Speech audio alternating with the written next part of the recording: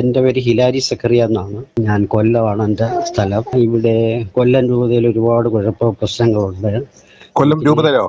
കൊല്ലം രൂപത Latin Catholics. ഞാനൊരു 10-12 വർഷമായിട്ട്, 14 വർഷമായിട്ട് അവരുമായിട്ട് ഫൈറ്റ് ചെയ്തുകൊണ്ടിരിക്കുകയാണ്. ഒരുപാട് രീതികളാണ് അവർ എന്നോട് പെരുമാറിക്കൊണ്ടിരിക്കുന്നത്. ഞാൻ അവർക്കെതിരായിട്ടൊക്കെ പല നോട്ടീസുകൾ ഇറക്കിയിട്ടുണ്ട്. കണ്ടച്ചിറ ഇടവകയാണ് എൻ്റെ, സെൻറ് തോമസ് ചർച്ച് കണ്ടച്ചിറ.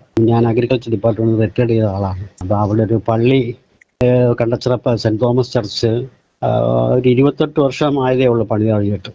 അത് ഉടനെ തന്നെ ഇന്ന് നേരത്തെ ഇരുന്ന സ്റ്റാൻലി റോമൻ പിതാവ്, അങ്ങേര് ഈ പൈസ ഉണ്ടാക്കാൻ വേണ്ടി, അങ്ങേർക്ക് എല്ലാത്തിനും കമ്മീഷനാണ്. അങ്ങേരെ എല്ലാ ഭാഗത്തുനിന്നും ഈ കരം പിരിക്കുന്നതാണ് അങ്ങേരുടെ ജോലി. എവിടെയും റോഡ് പണി, പള്ളി പണി, സ്കൂള് പണി, മരാമത്ത് മെത്രാൻ. ഇവനെ ഒന്നും പിതാവെന്നൊന്നും വിളിക്കാം. അയ്യോ, പിതാവ് എന്നൊക്കെ പറയുന്ന ആ പദത്തിന് എത്ര അർത്ഥവ്യാപ്തിയുള്ള പദമാണ്. മരാമത്ത് മെത്രാൻ, അത് മതി. 110 ഇടവകളുണ്ട്. ഇവിടെ എല്ലാം അദ്ദേഹത്തിൻ്റെ ഒരു കോൺട്രാക്ടർ ഉണ്ട്, എഞ്ചിനീയറും ഒരു ഗ്രൂപ്പുണ്ട്. അപ്പൊ ഈ 110 ഇടവകയിലും എല്ലാ വർഷവും എന്തെങ്കിലും പണികളൊക്കെ ഉണ്ടാകും. അത് മുഴുക്കെ ഇവർക്ക് മാത്രമാണ് കൊടുക്കുന്നത്. വേറെ ആരും എടുത്താൽ അവർ സാങ്ഷൻ ആക്കത്തില്ല, മെത്രാൻ സാങ്ഷൻ കൊടുക്കത്തില്ല. ആ ഇടവകയിലെ എല്ലാ പണി, സ്കൂളിന്റെ മെയിൻ്റെനൻസ് ആയാലും, പള്ളിയുടെ ആയാലും, മേടയുടെ ആയാലും, കോൺവെന്റിന്റെ ആയാലും, ഇതെല്ലാത്തിനും വർക്ക് ചെയ്യുന്നത് ഈ ഒരു ടീമാണ്. ഈ ഊരാളിങ്കൽ എന്ന് പറഞ്ഞതുപോലെ ഈ കേരളത്തിലെ ജനങ്ങളും മുണ്ണകളാണ്, ഈ സഭകളിലെ ഈ വിശ്വാസികൾ എന്ന് പറയുന്നതും മുണ്ണകളാണ്. അതുകൊണ്ടാണല്ലോ ഈ പണികളൊക്കെ നടക്കുന്നത്. എന്നിട്ട് അങ്ങനെ കോടിക്കണക്കിന് ഉണ്ടാക്കി അങ്ങനെ ജീവിക്കുന്നതെന്നൊക്കെ പറഞ്ഞാൽ പണ്ട് രാജാക്കന്മാർ ജീവിച്ച കണക്കാണ് അങ്ങനെ ജീവിക്കുന്നത്. പിന്നെ രാജാക്കന്മാരുടെ സിനിമാ നടന്മാരെക്കാളും ഒക്കെ എല്ലാ ദിവസവും ഉള്ള മേക്കപ്പുകളും, അങ്ങനെ ഡ്രസ്സുകളായാലും, ജീവിതശൈലി, അങ്ങനെ താമസിക്കുന്ന സ്ഥലത്തെന്ന് പറയുന്നത് അങ്ങനെ ഇപ്പം റിട്ടയർഡായി. പുറത്ത് വേറെ ബിഷപ്പ് ഹൗസിനകത്ത് അതിനോട് ചേർന്ന് തന്നെ 1 ഏക്കർ സ്ഥലത്തിനകത്ത്, അത് രൂപതയുടെ വകയാണ്, അത് അങ്ങേരുടെ പേരിലായെന്നാണ് പറയുന്നത്. അതിനകത്ത് ഒരു വലിയ ബംഗ്ലാവ് അടിച്ചു, കടൽ തീരത്താണ്. എന്നിട്ട് അതിനകത്ത് 4 പട്ടികള്, 4 വാച്ച്മാന്മാര്, പിന്നെ അതേപോലെ ജീവിതമാണ്. പിന്നെ കന്യാസ്ത്രീകളും എല്ലാ ലെവലിലും അയാൾക്ക് പാദസേവ ചെയ്യുന്നവരാണ്. അങ്ങേർക്കൊരു ഗ്രൂപ്പുണ്ട് അച്ഛന്മാരുടെ, അതെല്ലാം ഈ ടൈപ്പാണ്. അങ്ങനെ കൂടെ ഉള്ളതെല്ലാം വ്യഭിചാരികളാണ് അച്ഛന്മാര്. വ്യഭിചാരികളെന്ന് പറഞ്ഞാൽ എല്ലാ ദിവസവും ഓരോരുത്തരെ, ഫ്രാങ്കോ മുളയ്ക്കലിന്റെ പറഞ്ഞ ഇടയനോടൊപ്പം ഒരു ദിവസം എന്ന് പറഞ്ഞ കണക്ക് ഇവർക്കെല്ലാം ഇത് തന്നെയാണ് പരിപാടി. പിന്നെ ഈ കോളേജുകളുടെയും സ്കൂളുകളുടെയും അധ്യാപകരെയും സ്റ്റാഫിനെയൊക്കെ ഇവരങ്ങ് വിരട്ടുകയാണ്. ഇവരെ തല്ലുവെന്നൊക്കെ അങ്ങ് ധൈര്യമായിട്ട് പറയുകയാണ്. നീ നേരെ ആയില്ലെങ്കിൽ, പറയുന്നത് കേട്ടില്ലെന്നുണ്ടെങ്കിൽ നിന്നെ തല്ലുവെന്ന്, തല്ലുവെന്നും കൊല്ലുവെന്നും ഒക്കെയാണ് പറഞ്ഞത്. നേരത്തെ കാശ് ഈ കിടക്കുമ്പോ കുത്തളിപ്പ് കൂടത്തില്ലേ? തിന്നതല്ലിനല്ല കുത്തത്തില്ലേ ഉമ്മാർക്ക്? അത് തന്നെയാണ് ജോലി. തീറ്റ എന്ന് പറഞ്ഞാൽ ഉമ്മാര് തീറ്റ ഭയങ്കര തീറ്റയാണ്. പിന്നെ ഈ കന്യാസ്ത്രീ മഠത്തിലെല്ലാം എത്രയോ ഇപ്പൊ 4 മരണം ഈ അടുത്ത സമയത്ത് തന്നെ. 2 കന്യാസ്ത്രീകള്, ഒരച്ഛൻ, പിന്നെ വേറൊരു ആള്, ഇതെല്ലാം പിന്നെ ഇവന്മാര് കൊല്ലുന്നതാണ്. എവിടെ ഈ 4 മരണങ്ങൾ നടന്നേ? മരണങ്ങൾ നടന്നത് കൊല്ലത്ത് തന്നെയാണ്. അതിനൊന്നും ആരും പിന്നെ ചോദിക്കാനോ പറയാനോ ഇല്ല. ചോദിക്കാൻ പറഞ്ഞാൽ ഇവരെല്ലാം പോലീസിൽ ഒതുക്കി തീർക്കുക. ഇപ്പം ബിഷപ്പ് ഹൗസിൽ അച്ഛന്മാരുടെ ഒരു മീറ്റിങ്ങിൽ ഈ അടുത്ത സമയത്ത് 1 വർഷം ആകും തോന്നുന്നു, അച്ഛന്മാരുടെ മീറ്റിംഗ് ബിഷപ്പ് ഹൗസിനകത്ത് മീറ്റിംഗ് നടക്കുക. മീറ്റിംഗ് നടത്തുന്നതിനിടയ്ക്ക് ഒരച്ഛൻ വേറൊരു അച്ഛനെ അടിച്ച് അവിടെ വെച്ച് തന്നെ കൊന്നു, ബിഷപ്പ് ഹൗസിനകത്ത് വെച്ച്. അതെന്തായിരുന്നു? അത് ഇപ്പൊ 1 വർഷം കഴിഞ്ഞിട്ടുണ്ട്, 1 വർഷം എങ്കിലും കഴിഞ്ഞിട്ടുണ്ട്. പുറത്ത് വാർത്തയായി വന്നില്ലേ? ഒരു വാർത്തയും പുറത്തു വന്നില്ല. കൊന്ന പാതിരിയുടെ പേരെന്താ? അയാളുടെ പേര് KB സഫറിൻ. അദ്ദേഹം കരാട്ടക്കാരനാണ്, കരാട്ട പഠിക്കുന്ന ആളാണ്. അയാളെ ഈ ബിഷപ്പ് ഹൗസിനകത്ത് വെച്ച് തന്നെ അടിച്ചത്. ഈ കരാട്ട മാഷ അടിച്ച് അയാൾ അവിടെ വെച്ച് തന്നെ ചത്തു. പിന്നെ വന്നിട്ട് ഹോസ്പിറ്റലിൽ കൊണ്ടുപോയി. എന്നിട്ട് ബെൻസീർ ഹോസ്പിറ്റലിൽ, കൊല്ലം ബിഷപ്പിന്റെ കീഴിൽ വരുന്ന ഹോസ്പിറ്റലാണ്. അവരവിടുന്ന് എങ്ങനോ മെഡിക്കൽ കോളേജിലും അങ്ങോട്ട് കൊണ്ടുപോയി ഇവിടെ വെച്ചേ മരിച്ചു എന്നാണ്. അത് പിന്നെ അങ്ങ് ഒതുക്കി തീർത്തു, ഒരു കേസും ഇല്ല. അതേപോലെ ഒരു കന്യാസ്ത്രീ 2 വർഷം മുമ്പ് കുരിപ്പഴ എന്ന് പറയുന്ന സ്ഥലത്ത് കിണറ്റി ചാടി വേണ്ടിച്ചായിരുന്നു. അപ്പൊ അതിനകത്ത് ഞാൻ ഇടപെട്ടായിരുന്നു. അപ്പോൾ അപ്പോൾ അവരുടെ വീട്ടിൽ ഇത് പോയി അന്വേഷിച്ചപ്പം, അപ്പോൾ ആദ്യമേ മരണ ദിവസം തന്നെ ഞാൻ അവിടെ പോയിരുന്നു. ഞാൻ വേറൊരാളും കൂടെ പോയിരുന്നു. അപ്പോൾ അവിടെ പോയി അപ്പോൾ അവർ പറഞ്ഞു ഇത് മരണം, അവൾ മരിക്കേണ്ടത് കാണാനൊക്കെ ഒരു സുന്ദരി പെണ്ണായിരുന്നു. അപ്പോൾ അതിനെ കൊന്നതാണെന്നും പറഞ്ഞ് ആ വീട്ടിലെ 3-4 അനിയത്തിമാരും ചേട്ടത്തിമാരും ഉണ്ട്. അവരെല്ലാം ഒരേ സ്വരത്തിൽ പറഞ്ഞു കൊന്നതാണ്, അവൾ ചാടേണ്ട ഒരു കാര്യമില്ല, ചാടുന്നെങ്കിൽ അച്ഛന്മാരാണ്, ബിഷപ്പുകാരാണ് എന്നൊക്കെ അവിടെ വെച്ച് പറഞ്ഞു. അങ്ങനെ പറഞ്ഞു വന്ന കൂട്ടത്തിൽ അന്നത്തെ ദിവസം തന്നെ ഈ ബോഡി മോർച്ചറിയിൽ ഇരിക്കുക. അപ്പോൾ അന്നേരം ഞങ്ങൾ അവിടെ ചെന്ന് കാര്യമൊക്കെ ചോദിച്ചപ്പോൾ അതിലൊരാൾ പറഞ്ഞ് പിന്നെ ഈ സിസ്റ്ററുടെ ഒരു ഡയറി അവളുടെ വീട്ടിലുണ്ട്. അവിടെ ഈ ഡയറി ഒരു പെട്ടിയും അവർക്ക് സ്വന്തമായി അവരുടെ കുടുംബ വീട്ടിലുണ്ട്. അതിനകത്തൊരു ഡയറി ഉണ്ട്, എല്ലാ കാര്യങ്ങളും അതിനകത്താണ്. അതിൽ ഈ ഒരു ചേട്ടത്തിയോട് ഇതിൻ്റെ വിവരങ്ങളൊക്കെ പറഞ്ഞിട്ടുണ്ട് പണ്ട്. അപ്പം ഇതിൻ്റെ എല്ലാ വിവരങ്ങളും ഈ ഡയറിക്കകത്ത് എഴുതി വെക്കുമെന്നാണ് അവര് ആദ്യം പറഞ്ഞത്. അങ്ങനെ ഞങ്ങൾ ആ ഡയറി ചോദിച്ചു. ആ ഡയറി ചോദിച്ചപ്പോൾ തരാമെന്ന് പറഞ്ഞു, മരണം അടക്കം കഴിയട്ടെ എന്നിട്ട് തരാമെന്ന് പറഞ്ഞു. അങ്ങനെ ഞങ്ങൾ അടക്കത്തിൻ്റെ ദിവസവും ഞങ്ങൾ അവിടെ. അപ്പോഴത്തേക്ക് ഇവിടെ ഞങ്ങൾ ചെല്ലുമ്പം തന്നെ ഈ അച്ഛന്മാര് ഇവരെ വീട്ടിലിങ്ങനെ എപ്പോഴും വന്നുകൊണ്ടേ ഇരിക്കുകയായിരുന്നു. വന്നെന്ന് പറഞ്ഞാൽ അപ്പോഴേ ഞങ്ങൾക്ക് മനസ്സിലായി ഇത് ഒതുക്കി തീർക്കാനാണെന്ന്. അങ്ങനെ ഞങ്ങൾ എന്തായാലും അടക്കം 2 ദിവസം കഴിഞ്ഞു. അപ്പോൾ അടക്കം കഴിഞ്ഞ് ഞങ്ങൾ അവിടെ ചെന്നപ്പം ഉടനെ തന്നെ അവരെ ഈ ട്യൂണെല്ലാം അങ്ങ് മാറി. നേരത്തെ പറഞ്ഞ കണക്കല്ല, ഇത് ഒരുപാടൊന്നും ഇല്ല, അങ്ങനൊന്നും മരിച്ച ആള് സ്വന്തമായിട്ട് കിണറ്റിച്ചാടിയതാണ്, ഇതാണെന്നൊക്കെ പറഞ്ഞു. അപ്പം അതിൽ ഈ ഒരു ചേട്ടൻ്റെ ഈ ഡയറി ഇരുന്ന വീട്ടിലെ ഒരു ചേട്ടച്ചിയുടെ വീട്ടിലാ. അവിടുത്തെ ചെറുക്കൻ നമ്മളോട് പറഞ്ഞു എടുത്തു തരാമെന്ന് വീണ്ടും പറഞ്ഞു. അത് കഴിഞ്ഞപ്പോൾ ആ ചെറുക്കൻ്റെ തന്ത, അതായത് ഈ കന്യാസ്ത്രീയുടെ ചേട്ടത്തിയുടെ ഭർത്താവ്, അയാൾ ആദ്യം വളരെ സ്പീഡായിട്ട് നിന്ന് ആളങ്ങ് നേരെ അങ്ങ് തലതിരിഞ്ഞു. അപ്പോൾ അവള് തന്നെ മരിച്ചതാണ്, ഇവിടെ ഡയറി ഒന്നുമില്ല. അങ്ങനെ ഞങ്ങള് ഇവിടെ ഇവരെ ഒരു അകന്ന ബന്ധു ആണെങ്കിൽ ഇവരുമായിട്ട് നല്ല അടുപ്പമുള്ളതാണ്. അപ്പോൾ അങ്ങേര് ഞങ്ങൾ എന്നപ്പോൾ ഞങ്ങളോട് വലിയ സഹകരണമായിരുന്നു. അപ്പോൾ അത് കഴിഞ്ഞപ്പോൾ ഞങ്ങൾ തിരക്കിയപ്പം ഇയാൾക്ക് ഈ അച്ഛന്മാർ സഭയിൽ നിന്നിട്ട് രൂപതയിൽ നിന്ന് ഇയാൾക്ക് എന്തോ കാര്യമായ പൈസ കൊടുത്തു. അപ്പോൾ അയാൾ അങ്ങ് തിരിഞ്ഞു. അപ്പോൾ അയാൾ അങ്ങ് തിരിഞ്ഞപ്പോൾ അയാൾ മൂത്ത ചേട്ടനാണ്. അപ്പോൾ ബാക്കിയുള്ളവരെല്ലാം അപ്പോൾ ഇയാൾ പറയുന്നതൊക്കെ എല്ലാവരും അങ്ങ് കേട്ടു. അപ്പോൾ അങ്ങനെ ഇവർ കാശ് കൊടുത്ത് ഒതുക്കിയതാണ്. അന്നത്തെ ദിവസം ഈ കിണറ്റിൽ വീഴുന്ന ദിവസം ആദ്യം ചെല്ലുന്നത് സ്റ്റാൻലി റോമൻ എന്ന് പറഞ്ഞ ബിഷപ്പാണ്. അയാൾ അന്നേരം പെൻഷനായിരിക്കുകയാണ്. അയാള് അവിടെ രാവിലെ വെളുപ്പിലെ തന്നെ ഗവൺമെന്റിൽ ചെന്ന് അവിടെ ചെന്ന് എല്ലാം ബാക്കിയുള്ള കന്യാസ്ത്രീകൾക്കെല്ലാം വേണ്ട നിർദ്ദേശമൊക്കെ കൊടുത്തു. പറയാനുള്ള എല്ലാം പറഞ്ഞ് വേറെ ഒരു പോലീസ് ഓഫീസറുമായിട്ട് അൺടേഡ് ഒരു SP ആയിട്ട് അവിടെ ചെന്നത്. അപ്പോൾ അവിടെ പോയി ഇവർ ബാക്കി കന്യാസ്ത്രീകൾക്കൊക്കെ എന്താണ് അത് ചെയ്യേണ്ടത് അവിടുന്ന് പിന്നെ കിണറ്റിൽ നിരക്കിയൊക്കെ ആദ്യം തന്നെ എടുത്തു. പോലീസ് വന്നപ്പോൾ പുറത്തായിരുന്നു, ആശുപത്രി കൊണ്ടുപോയി. അപ്പോൾ അതൊക്കെ മരിച്ചതിന് ശേഷമാണ് ഇതൊക്കെ ചെയ്തത്. പിന്നെ അതും പറഞ്ഞ് ഒരു കേസും ഇല്ലാതെ എഴുതി തള്ളി അങ്ങ് പോയി. പോലീസ് വന്ന് എന്തൊരു ചെയ്തു എന്നല്ലാതെ വേറെ ഒന്നുമില്ല. അങ്ങനെ പിന്നൊരു മരണം എന്ന് പറയുന്നത് ഈ വിളക്കുടി എന്ന് പറഞ്ഞ പുനലൂർ ഒരു അനാഥരായ പെൺകുട്ടികളെ താമസിപ്പിക്കുന്ന ഒരു സ്ഥലമുണ്ട്. അതിൻ്റെ പേര് സ്നേഹതീരം എന്നാണ്. അതൊരു കന്യാസ്ത്രീയാണ് നടത്തുന്നത്. അവിടെ 100ഓളം പെൺകുട്ടികളുണ്ട്, പെൺകുട്ടികളാണ് കൂടുതലും. അപ്പോൾ അതിൽ ഞാൻ ഇടപെട്ടായിരുന്നു. അപ്പോൾ അവിടെ അതിനകത്ത് എന്ന് പറയുന്നത് 4 മുസ്ലിംസാണ് ഈ കന്യാസ്ത്രീകൾക്ക് അവിടുത്തെ ആ ബോർഡിലുള്ളത്. ഒരു ട്രസ്റ്റാണ്. ആ ട്രസ്റ്റിലുള്ള ഭാരവാഹികൾ എന്ന് പറയുന്നത് 4 മുസ്ലിം ചെറുപ്പക്കാരാണ്.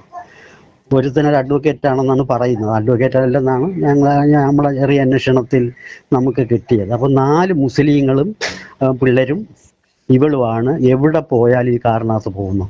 ഇവളെ കൊണ്ടു കിടക്കുന്ന ബോഡി ഗാർഡായിട്ട് കൊണ്ടു കിടക്കുന്ന അവളാണ്. ഈ 4 പേരാണ് എവിടെ. അപ്പം ഞങ്ങൾ പുനലൂർ സ്റ്റേഷനിൽ പോയി. അതൊരു കാര്യമുള്ള ഈ കൊല്ലം വാടി എന്ന് പറയുന്ന സ്ഥലത്ത് പോർട്ടുകൊല്ലം ഇടപെട്ടത് സിറിൽ എന്ന് പറയുന്ന ഒരു മത്സ്യബന്ധനത്തോടെ കടലിൽ പോകുന്ന ആളാണ്. അയാളുടെ ഭാര്യ മരിച്ചു. 2 കുട്ടികളാണുള്ളത്. മൂത്ത കുട്ടി കണ്ണൂർ നേഴ്സിംഗ് അസിസ്റ്റന്റ് ആയിട്ട് അതിൻ്റെ ഏതാണ്ട് കോഴ്സ് പഠിക്കുക കണ്ണൂരാണ് നിൽക്കുന്നത്.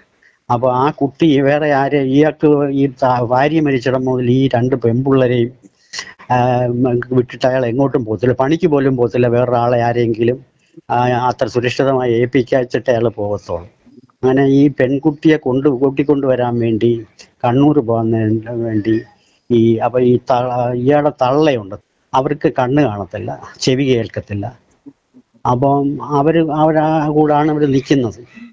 അങ്ങനെ ഇയാൾ കണ്ണൂർ പോയി മൂത്ത കുട്ടിയെ കൂട്ടിക്കൊണ്ടുവരാൻ പോയപ്പോൾ അന്ന് ഇവരെങ്ങാണ്ട് ആശുപത്രിയിലോ വേറെ ആരും അനിയന്മാരുടെ വീട്ടിലെങ്ങാണ്ട് ഈ ചെവിയും കണ്ണും കാണാൻ വയ്യാത്തവർ, ചെവി കേൾക്കാൻ പറ്റുന്ന കണ്ണ് കാണാൻ പറ്റുന്നത് കൊണ്ടാക്കിയിട്ട് അപ്പോൾ ആരുമില്ല, വേറെ എവിടെ പോയി. അപ്പോൾ ഇവരെ കൊണ്ടുവന്ന് ഒത്തിരി കോൺവെന്റിലൊക്കെ ചോദിച്ചു ഇവരെ ഒരു 4 ദിവസം ഒന്ന് നിർത്താൻ പറ്റുമോ ഇല്ലയോ എന്ന് ചോദിച്ചിട്ട്. കൂട്ടത്തിലൊക്കെ കൊണ്ട് നിർത്താൻ അയാൾക്ക് താല്പര്യമില്ല, ബന്ധുക്കളുടെ വീട്ടിൽ. അങ്ങനെ അവസാനം ഈ പുനലൂര് ഈ വിളക്കുടി എന്ന് പറയുന്ന സ്ഥലത്താണ്. അവിടെ ഈ കന്യാസ്ത്രീ എടുത്ത് കൊണ്ടുവന്നാക്കി. അപ്പോൾ അവർ 4 ദിവസത്തേക്ക് 3000 രൂപ കണ്ട് ചോദിച്ചു. അപ്പോൾ അവിടെ കൊണ്ടാക്കി, പൈസയും കൊടുത്തു. അങ്ങനെ അയാൾ കുട്ടിയെ കൂട്ടിക്കൊണ്ട് വന്നിട്ട് വീട്ടിലാക്കിയിട്ട്, മൂത്ത കുട്ടിയെ കൊണ്ടാക്കിയിട്ട് അയാൾ തിരിച്ച് അവിടെ കുട്ടിയെ വിളിക്കാൻ ചെന്നപ്പം അവർ പറഞ്ഞു പിന്നെ കുട്ടിക്ക് സുഖമില്ലാതിരിക്കുകയാണ്, അതുകൊണ്ട് പിന്നെ ഇപ്പം അതിന് മരുന്ന് കൊടുത്തോണ്ടിരിക്കുക, 2-3 ദിവസം കഴിഞ്ഞ് വന്ന് കൂട്ടിക്കൊണ്ട് പോകാം, ഇപ്പം കൊണ്ടുപോയാൽ കുട്ടിക്ക് അസുഖം കൂടുമെന്ന് പറഞ്ഞു. അപ്പോൾ അയാൾക്ക് എന്തോ ഒരു സംശയം തോന്നിയിട്ട്, അപ്പോൾ ഇയാൾ ചെന്നത് വൈകുന്നേര സമയത്താണ്. അപ്പോൾ പറഞ്ഞ് ഇയാൾ പോയിട്ട് നാളെ 2-3 ദിവസം കഴിഞ്ഞ് വരാൻ പറഞ്ഞു. അയാൾക്ക് വീട്ടിൽ വന്നിട്ട് ഉറക്കം വരാഞ്ഞ് അയാൾ വേറെ അയാളുടെ ജ്യേഷ്ഠനെയും കൂട്ടി നേരെ പിറ്റേ ദിവസം അവിടെ രാവിലെ ചെന്നു. ഇവിടുന്ന് കൊട്ടാരക്കര എന്ന് പറയുമ്പോൾ പുനലൂരെന്ന് പറയുമ്പോൾ ഇവിടെ ഒരു 1 മണിക്കൂർ യാത്രയേ ഉള്ളൂ ഈ സ്ഥലത്തേക്ക്. അപ്പോൾ അവർ രണ്ടും അവിടെ ചെന്നപ്പം ഈ കുട്ടി ഒരുപാട് നേരം നിന്നിട്ട് ഇവര് ഇപ്പം കാണിക്കാൻ പറ്റത്തില്ല, ആ സിസ്റ്റർ ഇല്ല, കന്യാസ്ത്രീ ഇല്ല, അവർ വന്നെങ്കിലേ കാണിക്കാൻ പറ്റൂ എന്നൊക്കെ പറഞ്ഞു നിന്ന് അവസാനം ഇദ്ദേഹം ഭയങ്കരമായിട്ട് ബഹളം വെച്ചു, നിലവിളിച്ചു. പിന്നെ അപ്പം അവർ നിവർത്തിയില്ല. എന്നിട്ട് ഈ മുകളിലത്തെ നിലയിൽ നിന്ന് 2 പേര് താങ്ങി പിടിച്ചു ഈ പെൺകുട്ടിയെ സ്റ്റെപ്പ് ഇറക്കി കൊണ്ടുവന്നു. അപ്പം അതിൻ്റെ വായിൽ കൂടെ ഞൊരയും പതിയൊക്കെ വന്നുകൊണ്ടിരിക്കുക. അപ്പോഴത്തേക്ക് ഇയാൾ പെട്ടെന്ന് നിലവിളിച്ച് ബഹളം ഉണ്ടാക്കി. അപ്പോൾ ഇയാളെ പിടിച്ച് മാറ്റി ആ കുട്ടിയെ വീണ്ടും മുകളിൽ കൊണ്ടുപോയി, അവരെൻ്റെ റൂമിൽ കൊണ്ടുപോയി. അപ്പോൾ ഇവർക്ക് കാണാൻ പറ്റത്തില്ല, ഇവർ താഴെ നിൽക്കുക. അപ്പോൾ അവർ ഈ കണ്ടപ്പോൾ അവസ്ഥ പറഞ്ഞു, ഈ അവസ്ഥയിൽ എങ്ങനെയാണ് കൊണ്ടുപോകുന്നത്, അതുകൊണ്ട് സിസ്റ്റർ വന്നിട്ട് കൊണ്ടുപോകാം എന്ന് പറഞ്ഞ് ഇവരെ പറഞ്ഞു വിട്ടു. പിറ്റേ ദിവസം ഇവർ പറഞ്ഞു ഇവരുടെ ഫോൺ വന്നു, ആ കുട്ടി മരിച്ചു എന്ന് പറഞ്ഞ് ഇവരവിടെ ചെന്നു. അത് അവിടുന്ന് തന്നെ നേരെ തിരുവനന്തപുരത്ത് കൊണ്ടുവന്ന് പോസ്റ്റ്മോർട്ടം നടത്തി അതിൻ്റെ മൃതദേഹം അവരുടെ വീട്ടിൽ കൊണ്ടുവന്ന് പള്ളിയിൽ അടക്കം ചെയ്തു. പിന്നെ ഞങ്ങൾ അതിനകത്ത് ഇടപെട്ടു. ഞാനൊരു ഒരാളുണ്ട്, അത് ബിഷപ്പിൻ്റെ സ്കൂളിലെ അധ്യാപകനായിരുന്നു, +2 അധ്യാപകനായിരുന്നു. അങ്ങനെ റിട്ടയർഡായി. അങ്ങനെ ഒരുപാട് ദ്രോഹിച്ചിട്ടുള്ള ആണ് ഈ ബിഷപ്പ് സ്റ്റാൻലി റോമൻ. അപ്പോൾ അതുകൊണ്ട് അയാൾ എൻ്റെ കൂടെ ഇങ്ങനെ കൂടുകയും നമ്മളോട് കൂടി ഇന്ന് നമ്മൾ എല്ലാ കാര്യങ്ങളുമൊക്കെ നമ്മളോട് സഹകരിക്കുക. അങ്ങനെ ഞാൻ പറഞ്ഞു, ഇങ്ങനെ ഉമ്മാർക്ക് ഇങ്ങനൊരു പ്രശ്നമുണ്ട്, നമുക്ക് പോകാമെന്ന് പറഞ്ഞു. അങ്ങനെ അവിടെ പോയി സർക്കിളിനെ കണ്ടു. അവിടെ കണ്ടു ഇങ്ങനെ ഒരു പരാതി ഉണ്ടെന്നൊക്കെ പറഞ്ഞ് ഞങ്ങൾ സംസാരിച്ചു. അവിടെ എല്ലാമായിട്ട് ഈ കന്യാസ്ത്രീ ബന്ധമായി. അപ്പോൾ സർക്കിളിനോട് ഞങ്ങൾ പറഞ്ഞു ഇത് കൊലപാതകമാണ്, അതായതാണെന്നൊക്കെ പറഞ്ഞിട്ട് ഒന്നും അനങ്ങുന്നതേ ഇല്ല. അപ്പോൾ അങ്ങനെ പിന്നെ ഞങ്ങൾ പരാതിയായിട്ടൊക്കെ പോയി. അതിപ്പോൾ ഹൈക്കോടതി കിടക്കുകയാണ്. ഹൈക്കോടതി അതിനെ ഒരു അന്വേഷണം നടത്താൻ ഉത്തരവില്ല. അവർ മാറ്റി വെക്കുക 2-3 വർഷമായിട്ട്. മരണമൊക്കെ കഴിഞ്ഞ് ഇവൻ കേസ് കൊടുക്കുമെന്ന് പറഞ്ഞപ്പം ബിഷപ്പ് ഹൗസിൽ വിളിച്ച് ഇടവകയെ വിളിച്ചിട്ട് അന്നിരുന്ന ഒരു മച്ചാടോ അച്ഛൻ എന്ന് പറഞ്ഞ ആളാണ് അവിടുത്തെ ഇടവക വികാരി. ഇയാൾ കേസ് കൊടുക്കുമെന്ന് പറഞ്ഞപ്പം ഞാൻ എൻ്റെ മോളൊക്കെ കൊന്നതാണ് എന്ന് കേസ് കൊടുക്കുമെന്ന് പറഞ്ഞപ്പോൾ അയാളെ വിളിച്ച് വരട്ടി. അയാൾ കേസ് കൊടുക്കാൻ രോഗം കൂടി മരിച്ചതാണ്, നീ എന്തിനാ കേസ് കൊടുത്താൽ നിന്നെ തല്ലിക്കളയും, നിന്നെ നിനക്ക് നീ മറ്റേ കൊച്ചിനെ കൊല്ലാനാണോ നീ ശ്രമിക്കുന്നത്, അതിനെ നോക്കി നീ ജീവിക്കണം പറഞ്ഞിട്ട് അയാൾ ചൂടായി. അത് കഴിഞ്ഞ് പുനലൂർ ബിഷപ്പ് ഇയാളെ വിളിച്ചു. പുനലൂർ ബിഷപ്പിൻ്റെ അടുത്ത് വന്ന് അയാൾ സഹായിക്കുമെന്ന് വിചാരിച്ചിട്ടാണ് ഇയാൾ ചെന്നത്. അവിടെ ചെന്നപ്പോൾ ഇപ്പോൾ ഇരിക്കുന്ന പൊന്നുമുത്ത് ഇയാളെ കഴുത്തിന് പിടിക്കുകയും ചീത്ത വിളിക്കുകയും, നീ കേസ് കൊടുത്താൽ നിന്നെ തല്ലിക്കൊല്ലുന്ന കളയും എന്നൊക്കെ പറഞ്ഞ് അയാളെ വിരട്ടി വിട്ടു. അങ്ങനെ ഒരു സംഭവമുണ്ട്. അങ്ങനെ പിന്നൊരു മരണം എന്ന് പറയുന്ന 2 അച്ഛന്മാർ തമ്മിൽ ചേർന്ന് ഒരാൾ മരിച്ചുപോയി ഈ അടുത്ത സമയത്ത്, 1 വർഷം ആയില്ല. ഒരച്ഛനുണ്ട്, ആയിട്ടാണ് ഞാൻ ഈ കേസും വഴക്കും എല്ലാം നടക്കുന്നത്. ബെഞ്ചോൻ പള്ളിയാടി എന്ന് പറഞ്ഞു. അയാളൊരു അധികാരമോഹിയാണ്, ധിക്കാരിയാണ്, കണ്ടാ പിശാചുകനാണ്, ഒരു കൊമ്പില്ലെന്ന് മാത്രമേ ഉള്ളൂ. അതേ കണക്കിരിക്കുന്നതാണ്, വലിയ അഴിമതിക്കാരനും വലിയ ഏകാധിപതിയാണ്. ആരെയും എടാ പോടാന്നേ വിളിക്കത്തുള്ളൂ. കൊച്ചു പയ്യനാ. വിളിച്ച് സംസാരിക്കുകയും ധിക്കാരപരമായിട്ട് കണ്ട് ഞങ്ങളുടെ പള്ളി ഒരു 28 വർഷമായ ഒരു പള്ളി ഇടിച്ചു പൊളിച്ചിട്ട് പുതിയ പള്ളി പണിയാനായിട്ട് ഒരുങ്ങി. അതിനെ ഞാൻ എതിർത്തു. അന്ന് മുതൽ അതിനെ എതിർത്തത് കൊണ്ട് അന്ന് മുതൽ എനിക്കിട്ട് പണിയാണ് ഇവരെല്ലാവരും കൂടെ രൂപത മൊത്തത്തിൽ. നമ്മുടെ ഒരു അമ്മ മരിച്ചിട്ട് 5 ദിവസം ബോഡി പുറത്ത് വെച്ചിരിക്കേണ്ട ഗതികേട് വന്നു. പിന്നെ കാരണം ഇവർ കല്ലറ അനുവദിച്ചില്ല, പഴമെല്ലാം അടച്ചതാണ്. പിന്നെ ഞാൻ കല്ലറ കിട്ടിയിട്ടേ ഞാൻ അടക്കത്തോളം എന്നുള്ള ഒരു ആശ വെച്ച് സമ്മർദ്ദം ചെലുത്തി കല്ലറ വാങ്ങിച്ചു. 2017 ഇപ്പോഴും ആ കല്ലറ ഇവർ ഓരോരുത്തർക്കും മാറി മാറി കൊടുക്കുകയും ഒരുപാട് കൃത്രിമം ചെയ്യുക, ഒരുപാട് കേസും പഴക്കമായിട്ട് നടക്കുകയാണ് ഞാനിങ്ങനെ. ശരിക്കും പറഞ്ഞാൽ ഇപ്പം അങ്ങ് മടുത്തു ഇവന്മാരെ ശല്യം കാരണം. ഞാൻ പള്ളിയിലൊക്കെ ഒരു ദിവസം പോലും പള്ളിയിൽ പോകാത്ത ദിവസമില്ലായിരുന്നു. ഇപ്പം ഞാൻ എന്നാലും ഇപ്പം പൂർണ്ണമായും വിശ്വാസത്തിലാണ്, പൂർണ്ണമായും ഇപ്പം അവന്മാരൊരു വീണ്ടും പുതിയ എൻ്റെ ഈ കല്ലറ വേറെ ഒരു എൻ്റെ ചേട്ടൻ്റെ കുടുംബക്കാരെ വിളിച്ചു, അവരെ കൊണ്ട് കള്ളസാക്ഷി പറയിച്ചു, അവരെ കൊണ്ട് അവരുടേതാണെന്ന് അവകാശപ്പെട്ടു. അവരിവിടെ ബിഷപ്പ് ഹൗസിൽ നിന്നെല്ലാം സപ്പോർട്ടും ചെയ്ത് എന്നെ ഒരുമാതിരി വളരെ ഒത്തിരി കേസ്. അപ്പോൾ സാമ്പത്തികമായിട്ടുമൊക്കെ ഞാൻ ഇതിനു വേണ്ടി ഒരുപാട് സാമ്പത്തികമൊക്കെ ഞാൻ കളഞ്ഞിട്ട് ഒറ്റയാൾ പോരാട്ടമായിരുന്നു. സാമ്പത്തികം ശരിക്കും പറഞ്ഞാൽ 10-14 വർഷമായിട്ട് നല്ല എമൗണ്ട് ഞാൻ ഇതിനു വേണ്ടി ഇവന്മാരുമായിട്ട് ഫൈറ്റ് ചെയ്യാൻ വേണ്ടി ഞാൻ കളഞ്ഞു. ഇപ്പം ഒരു 2 മാസമായിട്ട് ഞാൻ പള്ളിയിൽ പോകുന്നതേ ഇല്ല. നീ എന്തിനു പോകുന്നു? കാരണം ഇത്രയും ഈ സഭയിൽ എന്തിനു പോകുന്നു എന്നുള്ളൊരു ഇവന്മാര് ചവിട്ടുനാടകം കളിക്കുന്ന സ്ഥലത്ത് ദൈവം കാണുമെന്ന് വിശ്വസിക്കുന്നുണ്ടോ? അല്ല, എനിക്കത് 100% ഉറപ്പാണ്, 100% അങ്ങനെ ഉറപ്പാണ്. അതുകൊണ്ട് പിന്നെ ഇപ്പൊ ഇവിടെ കാരണം അത് പോയി കണ്ടിട്ടൊരു കാര്യം അതിനകത്ത് ഞാൻ ഇങ്ങനെയുള്ള കാര്യത്തെ കൂടുതലൊക്കെ ഞാൻ ഒരുപാട് എതിർക്കുന്ന കൂട്ടത്തിലാണ്. അപ്പൊ അതാണ് നമ്മുടെ വിശ്വാസം. എങ്കിൽ നമ്മൾ ഇവരെ ഒന്നും വിശ്വസിക്കുന്നുമില്ല, ഇവരെ ബഹുമാനിക്കുന്നത് പോലും ഇല്ല, അങ്ങനെയാണ്. പക്ഷെ എങ്കിൽ പോലും നമ്മൾ പള്ളിയിൽ പോവുകയും ബാക്കിയുള്ള അതുപോലും മുഴുക്ക കള്ളത്തരമാണ്. ഞാൻ പിന്നെ ചില നോട്ടീസുകളൊക്കെ ഇറക്കുമായിരുന്നു, ഈ കുമ്പസാരത്തെക്കുറിച്ചും പള്ളിയെക്കുറിച്ചും ഇവന്മാരുടെ പെണ്ണുടിയെ സംബന്ധിച്ചും ഒക്കെ ഇറക്കും. അത് നേരത്തെ മുതലേ ഉള്ളതാണ്. അങ്ങനെ അതൊന്നും ഇവർക്ക് വലിയ ശല്യമായി. ഇവിടെ നമ്മുടെ ഇടവകയിലും നമ്മുടെ രൂപതയിലും നമ്മളെ പേടിയായി. കൊല്ലം ബിഷപ്പായിരുന്ന സ്റ്റാൻലി റോവന ബിഷപ്പ് സ്ഥാനം തെറിപ്പിച്ചത് ഞാൻ ഈ കേസ് കൊടുത്തതിൻ്റെ ബിസിലാണ്. ഇയാൾ 77 വയസ്സായിട്ട് ഇയാൾ സ്ഥാനം ഒഴിയാതെ ഇയാൾ ബിഷപ്പ് സ്ഥാനം കൈവശം വെച്ചിരിക്കുകയാണ്. അത് വെച്ച് ഞങ്ങൾ കോടതി പിന്നെ ഇയാൾക്ക് 77 വയസ്സ്, ഇയാൾ ഒരുപാട് സ്ഥലങ്ങൾ വിറ്റ് ഇയാൾ സമ്പാദിച്ചിട്ടുണ്ട്. അതിൻ്റെ തെളിവുകളെല്ലാം എടുത്ത് ഞങ്ങൾ കോടതി കൊടുത്തു. അങ്ങനെ കോടതി കൊടുത്തപ്പോൾ അതിൻ്റെ കൂടി ഈ വസ്തു വിറ്റ് ഇയാൾ പൈസ ഉണ്ടാക്കിയെന്നതിൻ്റെ കൂടെ തന്നെ ഇയാൾ 77 വയസ്സായിട്ടും ഇയാൾ മെത്രാൻ സ്ഥാനം ഒഴിയാതെ കാനോൻ നിയമത്തിന് വിരുദ്ധമായി ഇദ്ദേഹം ഈ സ്ഥാനം വെച്ചിരിക്കുകയാണ് എന്നും പറഞ്ഞ് നമ്മളൊരു കോടതി കേസ് കൊടുത്തു. ആ കേസ് കൊടുത്തപ്പം കൊല്ലം കോടതിയിലാണ്. കോടതി കേസ് കൊടുത്തപ്പോൾ ഇയാളെ വിളിച്ച് ഇയാൾ ആദ്യമേ പറഞ്ഞു ഒരു സ്ഥലം വിറ്റിട്ടുണ്ടെന്ന് പറഞ്ഞു. അത് കമ്മിറ്റി ഇതിൻ്റെ അതോറിറ്റി തീരുമാനിച്ച എൻ്റെ ബേസിലാണെന്ന് പറഞ്ഞു. അപ്പോൾ ഞങ്ങൾ പിന്നെ കോടതി കമ്മീഷനെ വിട്ടിട്ട് ഇയാളുടെ അടുത്ത് പോയി. അപ്പം മറ്റേ കാര്യം വളരെ നേരത്തെ ആയിരുന്നു നമ്മൾ കൈ വെച്ചിരുന്നത്, നമ്മൾ ബോധപൂർവ്വം എടുത്ത് വെച്ചിരുന്നതാണ്. ഈ കോടതി കമ്മീഷൻ ചെന്നപ്പോൾ ഇയാൾ വേറൊരു സ്ഥലം വിറ്റിട്ടുണ്ടെന്ന് പറഞ്ഞു. അപ്പോൾ 2 സ്ഥലം വിറ്റതായിട്ട് നമുക്ക് റെക്കോർഡ് കിട്ടി. അപ്പോൾ അത് വെച്ചിട്ട് നമ്മൾ കോടതി പോയി അയാൾ വസ്തു വിറ്റിട്ടുണ്ടെന്നുള്ളത് ഉറപ്പായി. പിന്നെ ഇയാൾ ബിഷപ്പ് സ്ഥാനം ഇയാൾ ഒഴിയാത്തത് എന്താണെന്ന് ചോദിച്ചു. കാരണം 75 വയസ്സാകുമ്പം ഓട്ടോമാറ്റിക് അപ്പം പറഞ്ഞു ഇയാൾക്ക് പിന്നെ റോമിൽ നിന്ന് കത്തുണ്ടായ 2 വർഷവും കൂടെ നീട്ടി കൊടുത്തെന്ന് പറഞ്ഞു. ഇയാൾക്ക് 2 വർഷമൊന്നുമല്ല, ഇയാൾക്ക് അത് തുടർന്ന് പോകാനായിട്ടുള്ള അനുവാദം കൊടുത്തിട്ടുണ്ടെന്ന് പറഞ്ഞു, വത്തിക്കാൻ കൊടുത്തിട്ടുണ്ടെന്ന് പറഞ്ഞു. അപ്പോൾ പിന്നെ നമ്മുടെ വക്കീൽ പറഞ്ഞു അതിൻ്റെ രേഖ തരാൻ പറഞ്ഞു, റോമിൽ നിന്നുള്ളതിൻ്റെ.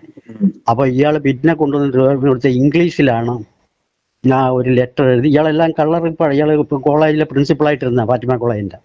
അപ്പം ഇയാൾ കള്ളയൊപ്പിട്ട് പോപ്പിൻ്റെ കള്ളയൊപ്പിട്ടിട്ട് ഇംഗ്ലീഷിലൊരു ലെറ്റർ എഴുതി റോമിൽ നിന്ന് കിട്ടിയതാണെന്നും പറഞ്ഞ് ഇയാൾ കള്ള ലെറ്റർ എഴുതി കൊണ്ടുവന്ന് കൊടുത്തു. അപ്പോൾ നമ്മുടെ വക്കീൽ പറഞ്ഞേ റോമിൽ നിന്ന് പോപ്പ് ബിഷപ്പിന് എഴുതുന്ന ഒരു ലെറ്ററും ഇംഗ്ലീഷിൽ എഴുതത്തില്ല, ലാറ്റിൻ ഭാഷയിലെ റോമിൽ നിന്ന് കറസ്പോണ്ടൻസ് ഉള്ളു, ഇത് തെറ്റാണെന്നത്. അങ്ങനെ അതിനകത്ത് അയാൾ പൊളിഞ്ഞ് അവസാനം അയാൾ ആ ഒരാഴ്ചക്കുള്ളിൽ അയാൾ ആ ബിഷപ്പ് സ്ഥാനം രാജിവെക്കുകയാണ് ചെയ്തത്. അത് വലിയ കോളിലൊക്കെ ചരിത്രത്തിൽ കത്തോലിക്ക സഭയുടെ ചരിത്രത്തിൽ ഒരു കോടതി നിയമം അനുസരിച്ച് രാജ്യ നിയമം അനുസരിച്ചിട്ട് ഒരു ബിഷപ്പിനെ പിന്നെ പുറത്താക്കുക എന്നുള്ളത് ലോക കത്തോലിക്ക സഭയുടെ ചരിത്രത്തിലെ ഒരു റെക്കോർഡാണ്. അത് ഞങ്ങൾ രണ്ടും കൂടെ ഉണ്ടാക്കിയത്.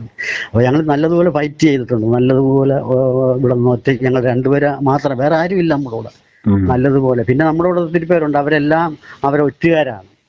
അവരുടെ ആൾക്കാരായിട്ട് നിന്ന് നമ്മുടെ കയ്യിൽ നിന്ന് എന്താ ചെയ്യാൻ പോകുന്നത് എന്നറിഞ്ഞ് അവർക്ക് ന്യൂസ് കൊടുക്കുകയും അവരുടെ കയ്യിൽ നിന്ന് ചില്ലറ വാങ്ങിക്കുക, അവരുടെ കയ്യിൽ നിന്ന് ആനുകൂല്യങ്ങൾ പറ്റുകയും അഡ്മിഷനും ജോലിയും പോസ്റ്റിങ്ങും ഒക്കെ സമ്പാദിക്കുന്ന ആൾക്കാരാണ് എല്ലാം. ഞങ്ങൾ രണ്ടുപേരും ഒരേ എന്തരയിൽ തന്നെ നിന്ന് ഫൈറ്റ് ചെയ്യുന്ന കൂട്ടത്തില്ല. ഒത്തിരി സംഭവങ്ങളുണ്ട് അവിടെ. i2i News, an eye for truth. i2i News subscribe ചെയ്തിട്ടില്ലാത്തവർ ഇപ്പോൾ തന്നെ സബ്സ്ക്രൈബ് ചെയ്യുക. നോട്ടിഫിക്കേഷൻ ലഭിക്കുവാൻ ബെൽ ബട്ടണും അമർത്തുക.